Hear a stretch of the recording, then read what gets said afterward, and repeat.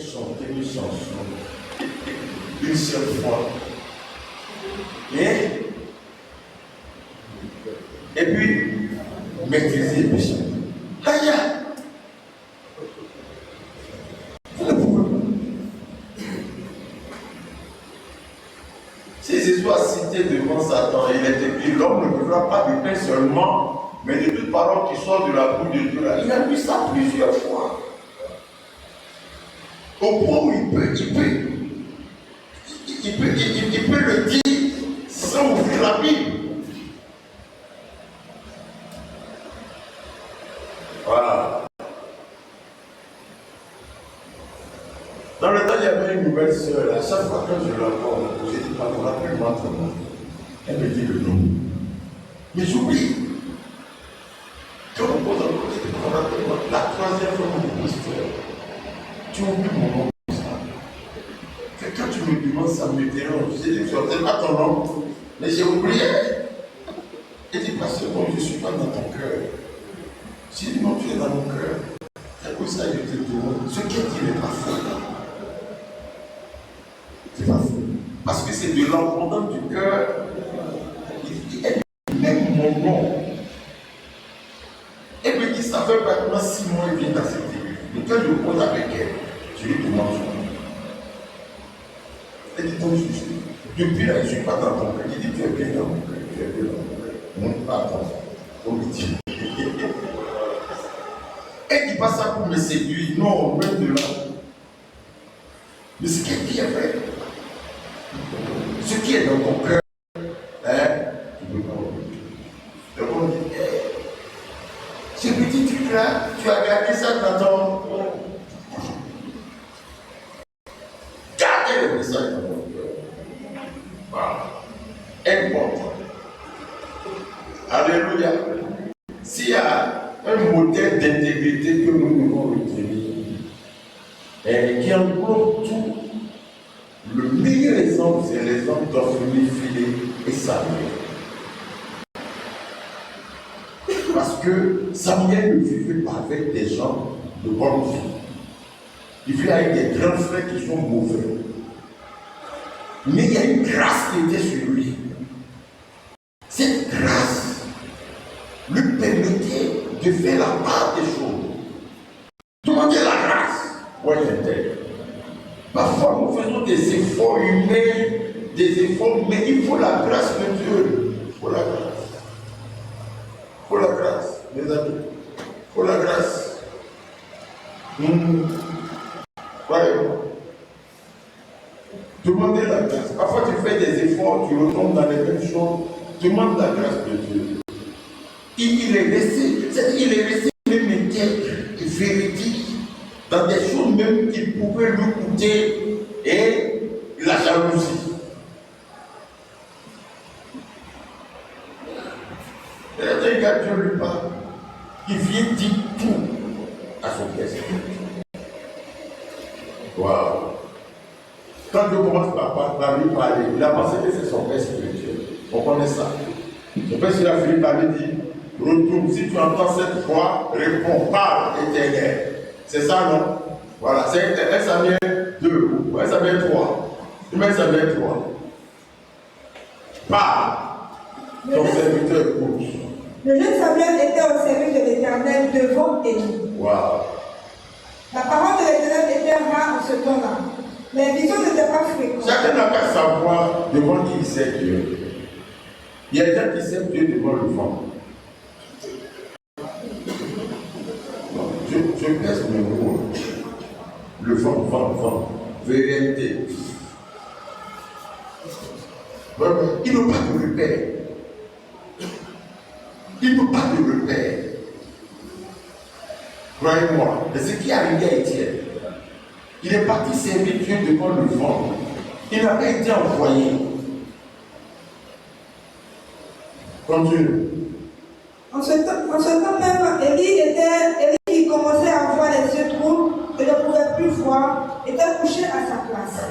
La lampe de Dieu n'était pas encore éteinte et Samuel était couché dans le temple de l'Éternel où était l'arche de Dieu. Dieu a commencé par lui parler. Va au verset 8. L'Éternel appela le nom de Samuel pour la troisième fois. L'Éternel appela appela de nouveau Samuel pour la troisième fois. La première fois, il a couru vers son papa. Papa dit, je n'étais pas appelé, va te coucher. La deuxième fois, il a couru encore vers son papa. Son papa lui dit, ça là, mon fils, il ne faut plus venir vers moi. C'est Dieu qui veut te parler. Réponds-lui. Il y a des pères spirituels que Dieu me pardonne. Croyez-moi, je ne les critique pas. Mais ils sont bizarres. Je ne peux pas dire qu'ils sont mauvais. Ils voient bien la main de Dieu sur l'enfant. Mais il ne veut pas lui montrer que c'est la main de Dieu. Il voit bien que c'est Dieu qui est en train d'utiliser l'enfant. Ça veut pas. Je te dis pourquoi il s'est dit de résumer encore ce soir. Je dis à mon Dieu, qui résumer, ça me plaît. Tu dis, vas-y, fais encore. Waouh. Je dis, je fais encore. Moi, il suffit que je voie la chose sur toi. Oh, mais c'est fini. Mais là, si tu veux devenir orgueilleux, ça fait ton problème là-bas. Parce que ce que tu fais là, c'est pas moi qui prends la gloire.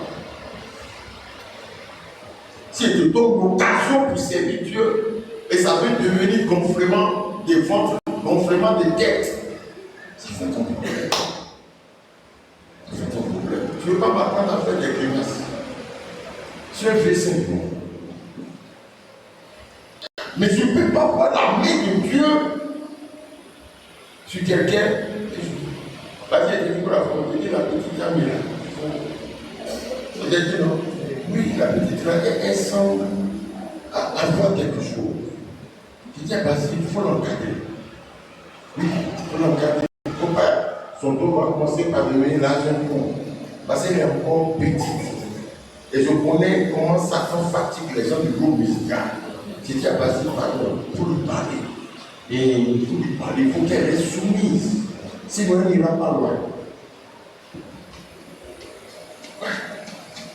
Je voulais lui parler, mais elle est responsable. Je lui dis pour moi, c'est l'éducation. Je dis pas qu'elle a mis l'orgueil. Je dis, mais très tôt. Mais le jeu Samuel était tellement humble. Tellement. Verset 8, l'Éternel nous adresse à lui encore pour une troisième fois. Et Samuel se leva à la main Élie et dit, mais voici que tu m'as appelé. Élie comprit que c'était l'Éternel qui appelait l'enfant. Pourquoi je t'expliquais? Et puis il lui dit maintenant. Dis à Samuel, va, couche-toi. Et si on t'appelle, tu diras, parle Éternel, car ton serviteur écoute. C'est tout ça qui a fait que Élie, bien qu'ayant commis des erreurs, et il est mort bizarrement, mais il est aussi. Il n'est pas un enfer. Ou bien alors, il n'est pas un enfer. Alors qu'il y a des gens, ils voient la main de Dieu. Mais il faut faire quoi alors que c'est la main de leur grand-père? Moi, je n'ai pas ça sur moi.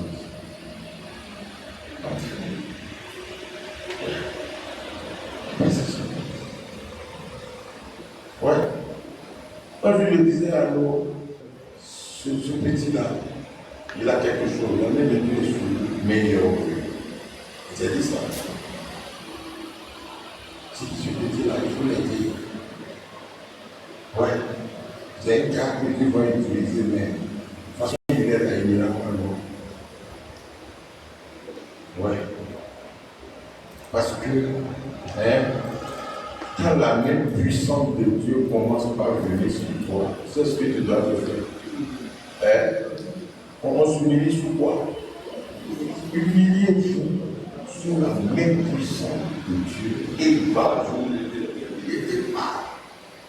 Donc quand tu commences par voir la main de Dieu dans ton commerce, dans tes affaires, oui, ce n'est pas une affaire d'église onction seulement. Oui, humiliez-vous. Non, lisez-moi ça. C'est-à-dire que vous oubliez sous quoi on doit s'humilier. Waouh! Pierre a dit, Jacques aussi l'a répété. Il dit humiliez-vous. C'est-à-dire, vous savez, moi, le jour où je vais savoir que tu es humble, c'est le jour où je vais voir la main de Dieu sur toi. La main de Dieu sur ta vie. La main de Dieu sur tes affaires. Jacques, dis-moi ça. Dans Jacques 4 ou 5. Oui. Vraiment. Sans dire humilie-toi. Non. Non. Non. 1 Pierre 5, 6, comme il le dit. Humiliez-vous donc sous la puissante main de Dieu, afin qu'il vous élève au temps convenable. Il faut souligner sous la main puissante. Plusieurs fois, tu vois la main puissante de Dieu, mais tu ne t'humilies pas. C'est quoi la main puissante de Dieu? C'est quoi la main puissante de Dieu? Une grâce spéciale. Une bénédiction spéciale. Tu es en train de réussir là où tout le monde est en train de choses. Ça marche pour toi. Au-delà de ton imagination. En tout cas, tu sens que ces temps-ci-là, tu souris. C'est la main de Dieu. La main de Dieu n'est pas seulement ressusciter un mort. Waouh! Faites attention à ça. Si tu ne t'humilies pas, et Pierre, un jour, il a vu la main puissante de Dieu sur l'eau. C'est ce qu'il a fait. Il s'est mis à suivre. Il a fait une test qu'il n'a jamais fait. Wow. Quand on a dit c'est le filet, dit non, il n'y a pas de poisson. Si tu veux presser encore, je veux te laisser presser. Il a travaillé toute la nuit sans rien prendre. Jésus insiste, il dit ok. Ils sont ok là. Ils ne croyaient même pas même. Le soleil était même chose comme la tsunami. Qui dit j'étais bien tombé. Mais ici, le filet, mais je l'imaginais en train de tirer le filet. C'est Jésus m'a pas aidé à tirer le filet là. Donc j'ai regardé. Frère la fille, c'est mis à jouer. C'est comme ça. C'est comme ça là. Bientôt maintenant, ceux qui sont allés au BPC, au bac et qu'on sort, ils vont réussir. Humiliez-vous. Ne vous moquez pas de ceux qui ont échoué. C'est juste une grâce que Dieu vous a faite.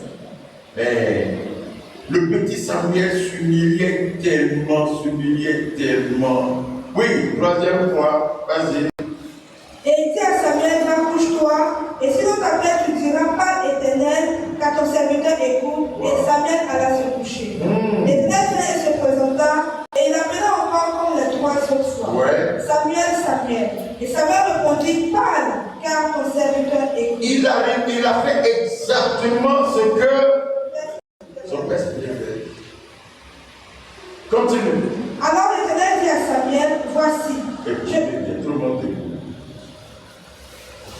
C'est là qu'il est. Tout le monde dit. Regardez ce que tu dis au petit Samuel. Un enfant qu'on est venu offrir comme offrande, qu'il a élevé. Dieu le parle. Vas-y. Alors l'Éternel dit à Samuel, voici, je vais faire en Israël une chose qui étourdira les oreilles de quiconque l'entendra. Entends, stop. Dieu a déjà fait des reproches à son père spirituel. Dieu a déjà dit à Élie le sacrificateur qu'il va faire des choses bizarres. Il allait jusqu'à lui dire qu'un même jour, ses 2 enfants vont, et lui aussi, ses yeux vont voir rouge vert. Il a dit ça, non? Continue. Écoutez. En ce jour, j'accomplirai sur Élie tout ce que j'ai prononcé contre sa maison. J'accomplirai sur Élie. Dieu le parle de qui?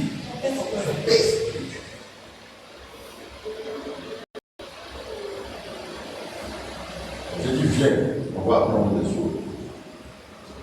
Tu parles à l'enfant de son père spirituel. Waouh!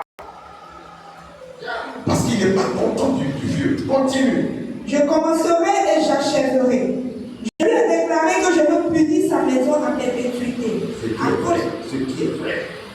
À cause du crime dont il a connaissance et par lequel ses fils se sont rendus des visages sans qu'il ne les ait éprouvés. Samuel connaît bien les fils dont tu es en train de sur ce jour, il a pu frotter le main. Seigneur, merci, j'ai failli me comporter comme eux. Continue. Il y a quelque chose que je veux vous montrer. Vas-y. Je lui ai déclaré que je veux punir sa maison à perpétuité à cause du crime dont il a connaissance et par lequel ses fils se sont rendus méprisables sans qu'il les ait reprimés. C'est pourquoi je jure à la maison d'Élie que jamais le crime de la maison d'Élie ne sa maison ne sera expiée. Ni par les sacrifices, ni par les offrandes. C'est-à-dire, tu vas faire offrande, tu vas te repentir. Cette faute, c'est ta un gars qui était comme ça avec toi. Faites attention. On a tout dit quoi? Hein? On y va. Continue. Samuel resta couché jusqu'au matin.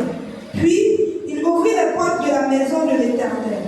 Samuel craignait de raconter la vie. Il lui a parlé la nuit. Il faut que ça va tomber. Amen. Hein? C'est la nuit, hein? Samuel est venu se coucher. Mais sur quelle part?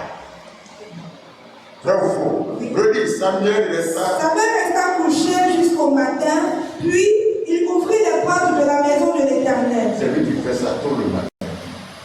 Tôt le matin, c'est ça. Donald fait ça, mais avec un peu d'orgueil. Et Dieu est en train de le dire.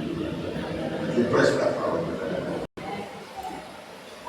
S'il peut savoir, s'il peut le voir, tout à fait. Il doit savoir la grâce. Il a fait ça avec grande humilité. Je vais souvent parler mal aux gens, moi. Mais Dieu est en train de le dire. Bon, la première est de Samuel craignait de raconter la vision à Élie. Samuel craignait de raconter la vision à Élie. Tu vas lui dire à son père spirituel que tu as dit que nouvelle là n'est pas bon. Il avait peur. Et c'est pour ça, pour première fois de parler avec Dieu.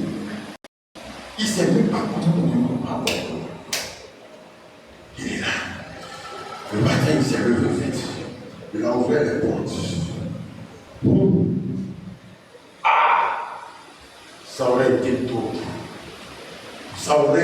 tôt. Est-ce que le matin va arriver?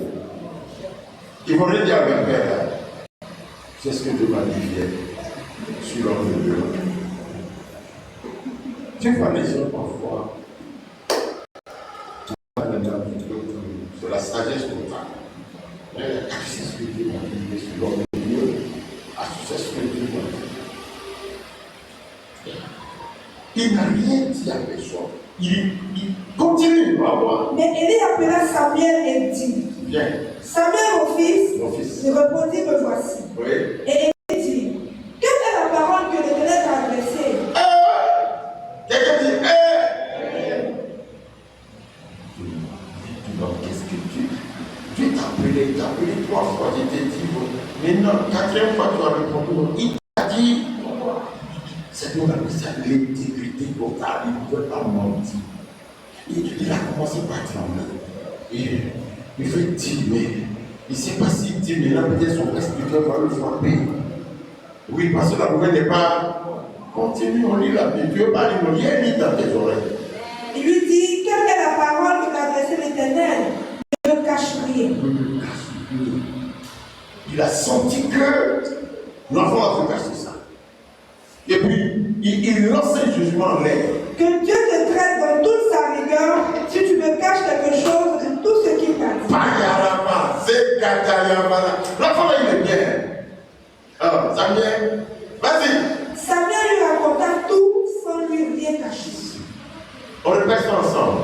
Samuel lui raconta tout sans lui rien cacher. Encore. Samuel lui raconta tout sans lui rien cacher. Encore. Samuel lui raconta tout sans lui rien cacher. J'ajoute, il n'a pas raconté à l'école. Et là, le pasteur les appelle comme ça. Il manque de paix au pasteur. Mais que j'ai foutu. Je vous ai bien expliqué ça ici une fois. Je n'ai jamais été dans la vie qui a menti face à face à un homme de Dieu. Ça ne soit pas.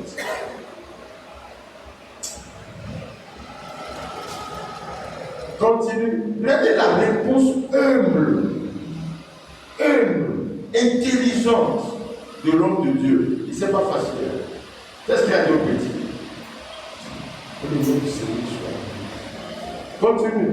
Et Élie dit: c'est l'Éternel, qu'il ça, c'est ce qui lui semblera bon. Voilà. Il a promis, il dit, c'est l'Éternel qui t'a parlé. C'est ce qu'il t'a dit sur moi. Que sa volonté soit faite.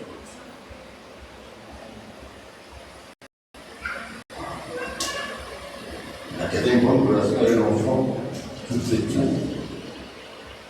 Et jusqu'à sa mort, la mort de Samuel, il n'a pas dit ça. Élie, après la mort d'Élie, il aurait pu dire, Dieu, réveille son enfant. Doucement, doucement, doucement, doucement. La Bible nous dit tout. Alléluia. On acclame Jésus. Amen, amen. Gloire à Dieu. Il y a tellement et tellement d'exemples d'intégrité. Alléluia. Ouais, tellement d'exemples. Si on reste sur ça, on peut rester sur l'intégrité juste pour nous. Mais comprenez que retenez que l'intégrité, c'est à deux niveaux. Premier niveau. Amen. Voilà. Premier niveau. Obéis obligatoirement sur Dieu. Obéis. Faites ce qu'on vous demande de faire. Numéro 2, faites-le de tout cœur. Faites-le de tout votre cœur. Faites-le de toute votre force. Faites-le de toute votre âme. Ouais. D'autres obéissent, mais ils n'obéissent pas de tout leur cœur. Et ceux-là, ils ne vont pas loin. Ils ne vont pas loin. On va aller dans le livre des rois. Allons avec chapitre 12. Chapitre 12. Enfin, le premier verset. Allons-y.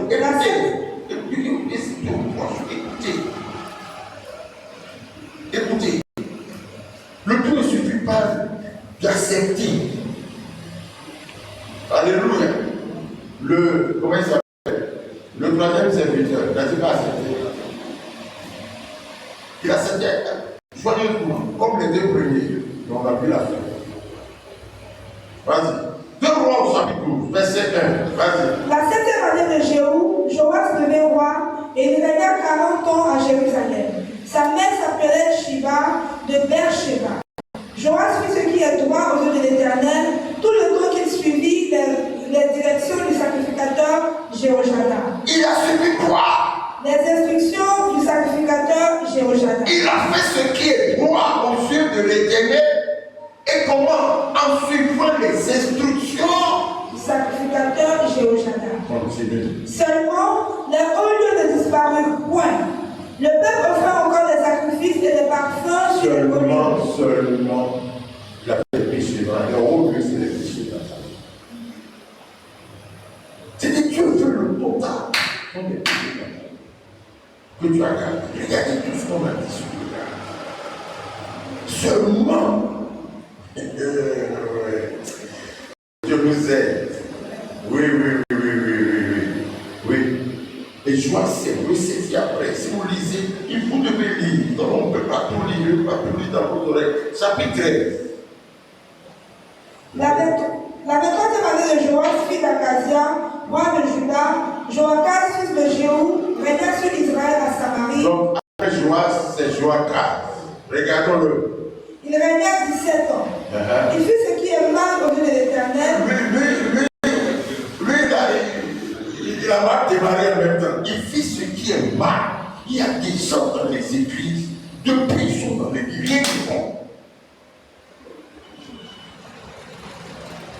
Rien de bon.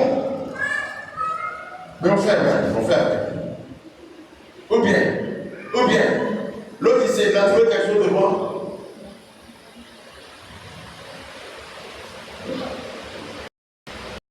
Donc tu veux un pasteur qui vous dit la vérité, vous ne pouvez pas bénir Dieu pour lui. Dieu merci intention de bénir Dieu pour moi. Ouais. Lis, les conseils aussi, lis.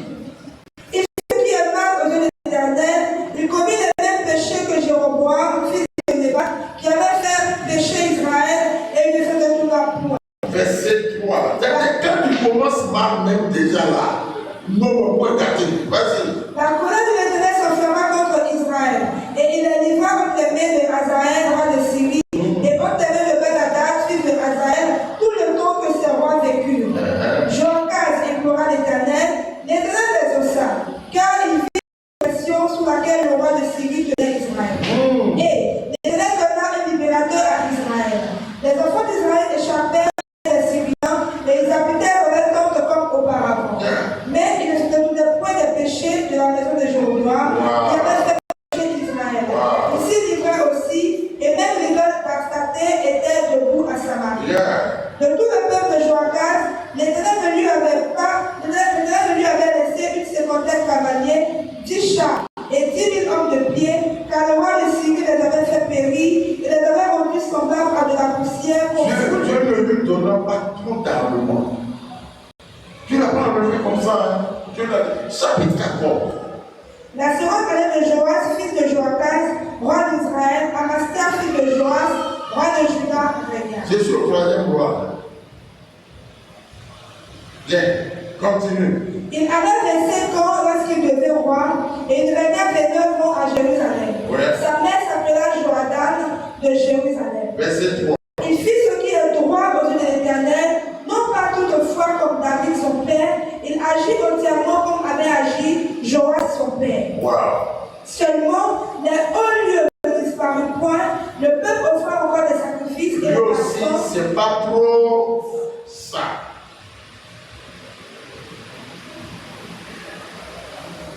Verset 23. La 15e année d'Amastia, fils de Joas, roi de Juda, Jéroboam, fils de Joas, roi d'Israël, régna à Samarie. Il régna 41 ans. Il fit ce qui est mal aux yeux de l'Éternel, et il ne se détourna d'aucun des péchés de Jéroboam. Mais lorsque vous êtes prié, vous devez prendre la cartographie spirituelle. Voilà comment ça se transmet. Fais ce qui est mal. Quand il dit que Dieu il est total, il va dire ce que tu as fait, il va dire. Continue. Il rétablit les limites d'Israël depuis l'entrée de Hamath jusqu'à la mer de la plaine, selon la parole que l'Éternel, le Dieu d'Israël, avait prononcée par son serviteur Jonas, le prophète, fils d'Amithaï de Gath et Père.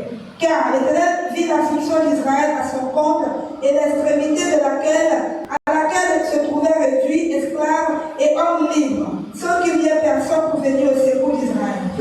Or, l'Éternel avait point résolu d'effacer le nom d'Israël de dessous des cieux, et il est délivré par Jéroboam, fils de Joas.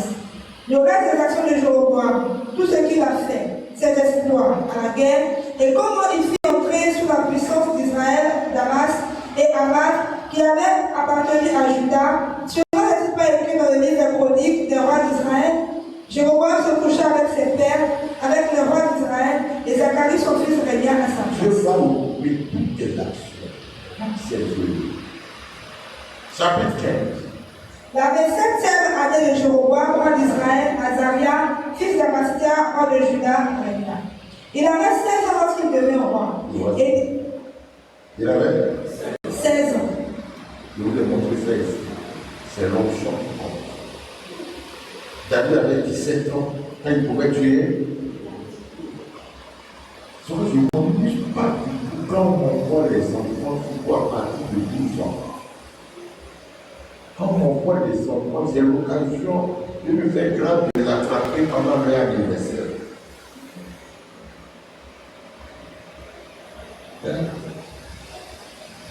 Il faut aussi, je ne sais pas si c'était la semaine dernière, j'ai fini. Dieu m'a dit après, un mois après, et c'est ce que j'ai dit. Voilà. Quand j'ai l'occasion d'attraper un enfant comme ça, voilà. Quand il doit prier pour l'anniversaire, je couche. Voilà. Continue. Il avait 16 ans lorsqu'il devint roi, et il régna 52 ans à Jérusalem. Sa mère s'appelait Jéconia de Jérusalem. Il fit ce qui est droit aux yeux de l'Éternel, entièrement comme avait fait Amastia son père. Seulement, les hauts lieux ne disparurent point. Le peuple offra encore des sacrifices et des parfums sur les hauts lieux. Et Dieu l'a frappé. Verset 7. L'Éternel frappa le roi qui fut lépreux jusqu'au jour de sa mort, et demeura dans une maison écartée. Et Jotham, fils du roi, était à la tête de la maison et jugeait le peuple du pays. Il n'avait pas fait début ça.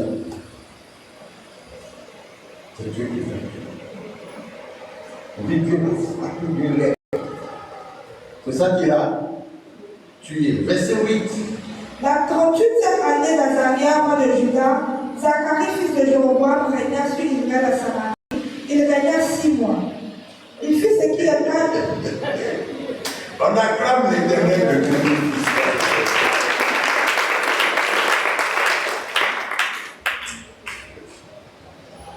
Écoutez seulement et comprenez. C'est tout. Moi, c'est tout. C'est tout mon objectif qui est là. Écoutez seulement, allez le lire. Dieu va vous parler plus que ce que nous sommes en train d'entendre. Je ne sais pas plus persécuter. Ce truc-là. Le pasteur a lu, vraiment, ça m'a touché. Je m'en demandé à les lire. On a commencé depuis le chapitre 12, hein, ou bien. Donc, je vais vous montrer les points saillants, les points importants. Voilà. Sinon, si vous lisez les détails, même là, ton père sera dingue. Il y a une douce et puis il y a une musique. Non.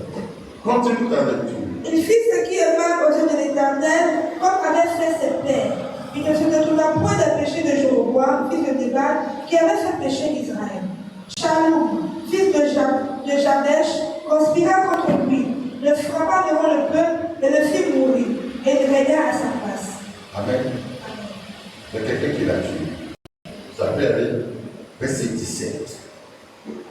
La 39e année d'Azaria, roi de Juda. Ah non, il y a tout noté comme vas-y. La 39e année d'Azaria, roi de Juda, Menahem, fils de Gadi, régna sur Israël. Il régna 10 ans à Samarie. Il fit ce qui est mal au lieu de l'Éternel. Encore. C'est pourquoi tu as besoin des intercesseurs. Il prend quelqu'un, ça va. Il prend l'autre, ça va. Il prend encore, ça va. Jusqu'à, il va trouver l'aide.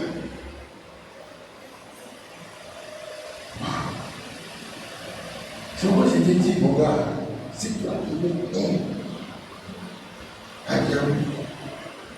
qui est moi avec moi, qui fait ce que tu lui dis de faire, entièrement avec le cœur, bénis-le. Prends une nuit pour prier pour lui. On ne gagne pas comme ça. Pourquoi moi je te gagne? Je suis frère. Ouais. Je lui ai donné mon conseil à l'aise.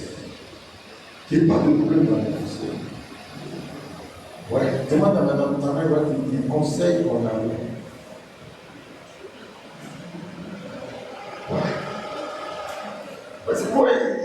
C'est tout ça qui fait que souvent je suis. Continue ta lecture. Il fit ce qui est mal aux yeux de l'Éternel. Il ne se détourna point tant qu'il ne vécut. Des péchés de Jéroboam, fils de Nébat, qui avait fait pécher Israël. Pul, roi d'Assyrie, vint dans le pays de Ménahem. Attends, tu as quel verset de la 17? 19. Vas-y. Poul, roi d'Assyrie, vint dans le pays de Ménahem, donna à Poul 1000 talents d'argent pour qu'il l'aide à affermir la royauté de notre Seigneur. La commission est rentrée dedans. Il veut passer par les fétiches pour régner. Et j'avance, Dieu l'a éliminé. Ça veut dire, je veux quand même qu'on comprenne beaucoup de choses. Descends maintenant au verset 23. La 50e année d'Azaria, roi de Juda, Pekashia, fils de Ménahem, régna sur Israël. Il régna 2 ans. Il fit ce qui est mal au lieu de l'Éternel. Il ne se détourna point des péchés de Jéroboam. Comment je peux nommer un pasteur sur une église? Il fait pas ce que. Il ne va même pas faire 6 mois. Tu vas l'affecter. Ou bien, s'il fait ce qui est mal, amen.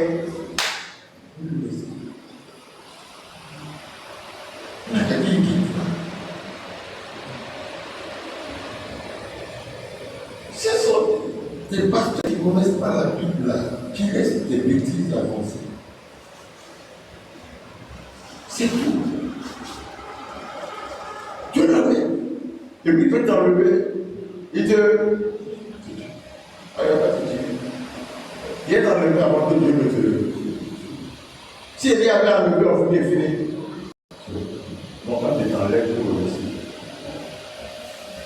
Continue. Il fit ce qui est mal aux yeux de l'Éternel.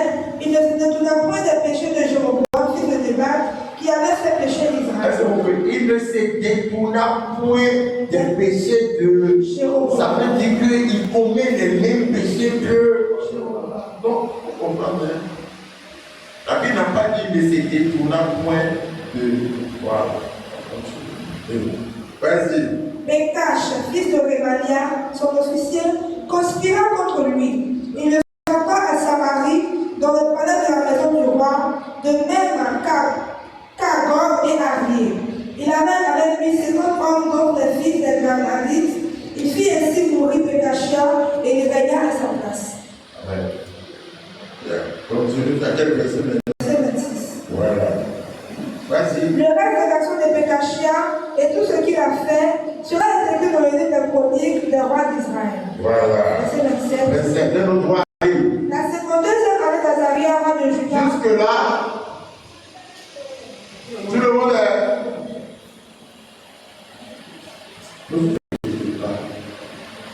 Quand vous constatez que les gens se disent encore sur le père, sur le père, sur le père.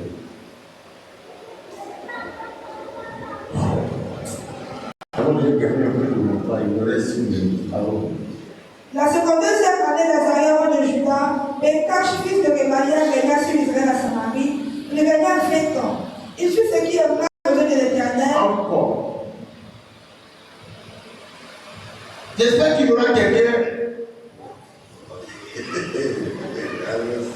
Il ne se détourna point des péchés de Jéroboam, fils de Nébat, qui avait fait pécher l'Israël. Jéroboam a eu une mauvaise influence sur des générations. Jéroboam était un roi de malheur générationnel. Il est mauvais. Continue. Du temps de Bécache, roi d'Israël, Tiglath-Pileser, roi d'Assyrie, vint et prit Abel Beth-Maca, Janoa, Kedesh, Atsor. Il a fait ses petits versets 39, comment il est parti. Osée, fils d'Éla, forma une conspiration contre Bécache, fils de Rémalia, le frappa et le fit mourir. Il régna à sa place. La 27e année de Jotam, fils d'Ozias.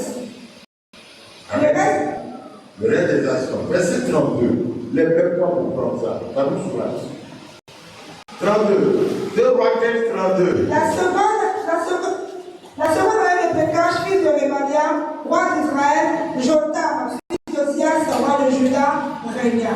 Il avait 25 ans lorsqu'il devint roi. Et il régna 16 ans à Jérusalem. Oui. Sa mère s'appela Jérusha, fils de Sadok. Il fit ce qui est droit aux yeux de l'Éternel. Comment? Il agit entièrement comme avait agi Ozias et son père. Voilà. Seulement, les hauts lieux ne disparurent point. Il y a un seulement encore. Il y a un seulement encore. On va s'asseoir.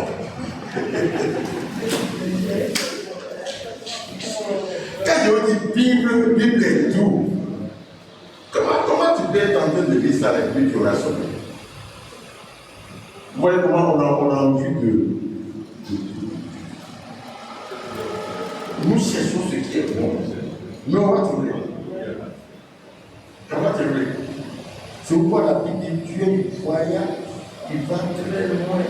Il va dans des contrées lointaines pour soulever qui sa force. Donc on ne joue pas avec les serviteurs de Dieu pour vous penser, c'est Dieu. Avec moi, c'est dit, bref. Qu'ils soient dit, Père, pardonne-leur. Ça passe Jésus. Voilà. Alléluia. Et vous allez voir, lui, il fit ce qui est droit, mais il a laissé. Regardez, il lit vite, c'est pas long. La 10e année de Bécache, fils de Rémalia, Akaz, fils de Jotam, roi de Juda, régna. Akaz avait devint roi et il régna 16 ans à Jérusalem. Il ne fit point ce qui est droit au lieu de l'Éternel son Dieu, comme avec chapitre 16. Non, on ne veut pas comment il va mourir, toi aussi. Seulement les hauts lieux ne disparurent plus. Les autres là, c'est un frère qui les a tués. Ou bien, il faut voir aussi. C'est dès que tu es un peu bon, et la rien de Dieu est comme bon. Il récompense les gens selon. Vous savez, il dit ce qui est mal, et puis il a gardé les choses. Regardez, on dit il fit ce qui est droit, seulement que il y a un petit bobo. Continue. Le peuple offrit encore les sacrifices et les parfums chez les hauts lieux. Jotham bâtit la porte supérieure de la maison de l'Éternel. Le reste des actions de Jotham et tout ce qu'il a fait sera laissé par écrit dans les livres des chroniques des rois de Juda. Dans ce temps-là, l'Éternel commença à envoyer contre Juda, restait un roi de Syrie et Pécache, fils de Rémania. Jotham se coucha avec ses pères et fut enterré avec ses pères dans la ville de David son père. Et Akaz, il est bien mort. Il a vécu ça. Dieu a malgré ses petits péchés, malgré les hauts lieux, ils sont couchés avec eux. Les autres, on ne dira pas qu'il est couché avec eux. Se coucher avec David, c'est un grand problème. Si vous l'avez fini depuis où on a commencé. Sans dire que Jotham, ils se répandaient beaucoup. Et il y a des comportements mauvais pour moi qui étaient plus forts. David il s'est couché, c'est pas quelqu'un qui l'a fait coucher. Chapitre 16, vas-y. La 17e année de Pécache, fils de Rémania, Akaz, fils de Jotham, roi de Juda, régna. Il avait 25 ans lorsqu'il devint roi et il régna 16 ans à Jérusalem. Vous voyez un peu la fuchette de l'âge, bat-toi, pour que ton enfant, après 5 ans déjà, peut lui seul. Lui seul. Ton enfant est dans la maison. Maman, pourquoi écoute-moi bien, je t'aime trop, c'est une malédiction. C'est un mauvais signe. Il a 30 ans. Il a 30 ans. Il est en colère. Il a 30 ans. Il attend que tu ne peux pas pour que lui, moi, ce n'est pas par plaisir. C'est pas il est venu de l'autre physique. Ouais. Il n'aura pas ça dans ta maison. Voilà. Ouais, c'est ton nom. C'est ton nom. Tu as raté quelque chose. C'est pas lui, mais toi, tu as raté quelque chose. C'est pas forcément un corps. C'est pas forcément un corps. C'est pas forcément. Vas-y, il n'est pas allé à l'école, il n'est pas arrivé à l'université. Mais il n'avait pas encore 30 ans, je l'ai pu s'occuper de ça. Mais,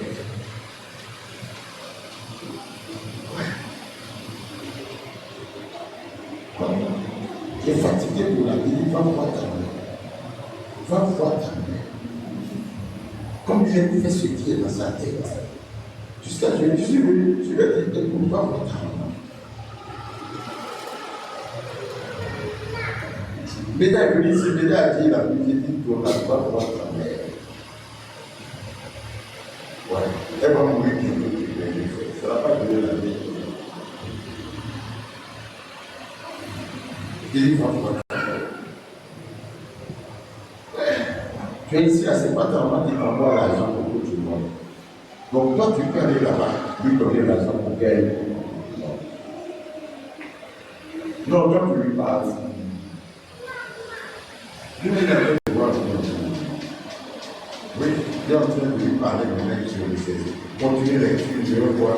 Akaz avait 25 ans lorsqu'il devint roi et il régna 16 ans à Jérusalem. Il ne fit point ce qui est droit aux yeux de l'Éternel son Dieu, comme avait fait David son père. Continue. Il marcha dans la voie des rois d'Israël et même il fit passer son fils par le feu. Ah, on appelle ça. Pourquoi vous êtes étonnés de voir certains soi-disant hommes de Dieu qui font cette issue, qui font la sorcellerie, On apprend même plutôt quand intervenir dans qu'est-ce que vous dites?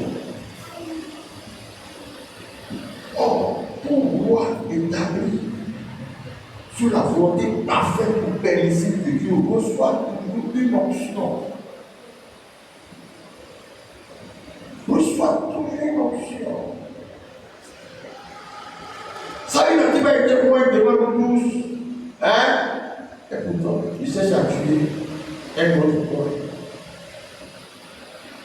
Si vous n'êtes pas guéri, si vous n'êtes pas formé, si vous ne vous êtes pas imprégné dans la parole de Dieu, vous allez voir des gens commettre des gens qui vous avez tellement confiance, commettre des erreurs et puis ça va vous basculer. Là, ce qui est déjà arrivé, arrivera. Là, ce qui arrivera est déjà continue ta lecture. Il fit passer son fils par le feu, suivant les abominations des nations que l'Éternel avait chassées. Tu as quel verset maintenant? Ouais. Devant les enfants d'Israël. Il offrait les sacrifices et les parfums sur les hauts lieux, sur les collines et sur les arbres verts. Alors Esther, roi de Syrie, et Pékach, fils de Rémalia, roi d'Israël, montèrent contre Jérusalem pour l'attaquer. Ils assiégeaient Akaz, mais ils ne purent pas le vaincre. Dans ce même temps, Esther, roi de Syrie, fit entrer Élat au pouvoir des Syriens. Il expulsa Élat des Juifs. Et les Syriens vinrent à Élat où ils ont habité jusqu'à ce jour. Akaz envoya des messagers à Tiglath-Pileser, roi d'Assyrie, pour lui dire: Je suis ton serviteur et ton fils. Monte et délivre-moi de la main du roi de Syrie. C'est dans ça il est bon. Rentre dans chapitre 17. À toute heure, allait Akaz, roi de Juda. Attrape bien ton cœur. Joseph, fils d'Éla, régna sur Israël à Samarie. Il régna 9 ans. Il fit ce qui est mal aux yeux de l'Éternel, non pas toutefois comme le roi d'Israël qui avait été devant lui. Salmanasar, roi d'Assyrie, monta contre lui, et Osée fut assujetti et lui paya un tribut. Mais le roi d'Assyrie découvrit une conspiration chez Osée, qui avait envoyé des messagers à So, roi d'Égypte, et qui ne payait plus annuellement le tribut au roi d'Assyrie. Le roi d'Assyrie le fit enfermer et enchaîner dans une prison. Et le roi d'Assyrie... Verset 22. Les enfants d'Israël. Les enfants d'Israël s'étaient livrés à tous les péchés que Jéroboam avait commis et ils ne se détournaient point, jusqu'à ce que l'Éternel ait chassé Israël de l'eau de sa face. Wow. Comme il avait annoncé par tous ses serviteurs, les prophètes. Chapitre 18. La troisième année d'Osée, fils d'Éla, roi d'Israël, Ézéchias, fils d'Akaz, roi de Juda, régna. Il avait 25 ans lorsqu'il devint roi. Toujours, à peu près. Quelques-uns avaient 16 ans, on a dit quelqu'un avait 9 ans. Là. Et puis surtout que là, le 31 décembre, ici, le mec était tombé. L'année, je vous ai déjà mis 25, je vous ai dit ça. Ton fils a 25 ans. Il va se débrouiller, il va venir. Il faut vite l'aider. Continue. Il avait 25 ans lorsqu'il devint roi et il régna 29 ans à Jérusalem. Sa mère s'appelait Abi, fille de Zacharie. Il fit ce qui est droit aux yeux de l'Éternel, entièrement comme avait fait David son père.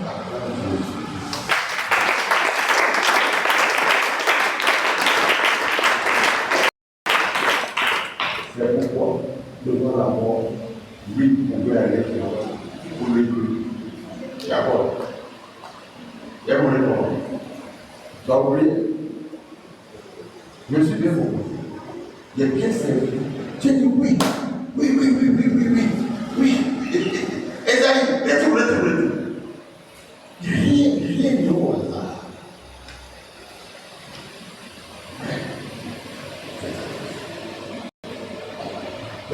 Tu vois, ça te plaît, mais il est belle.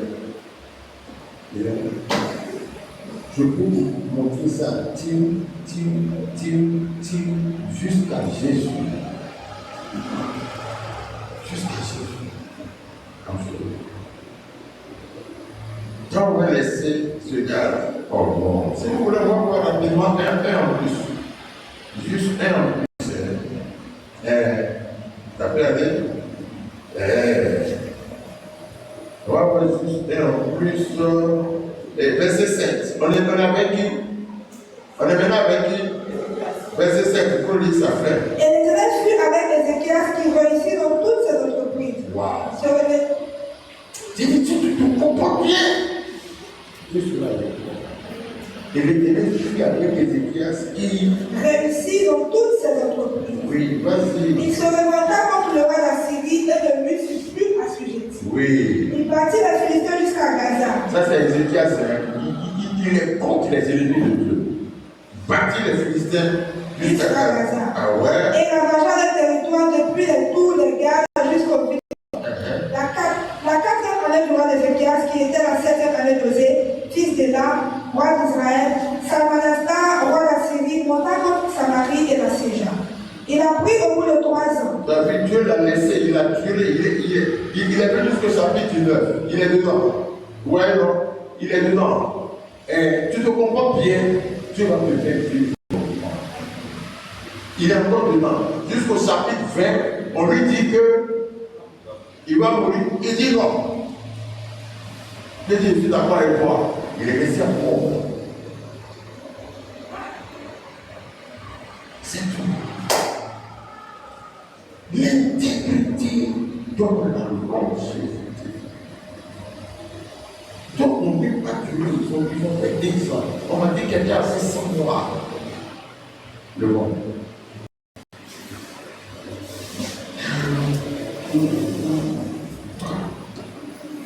C'est la même chose. C'est la même chose.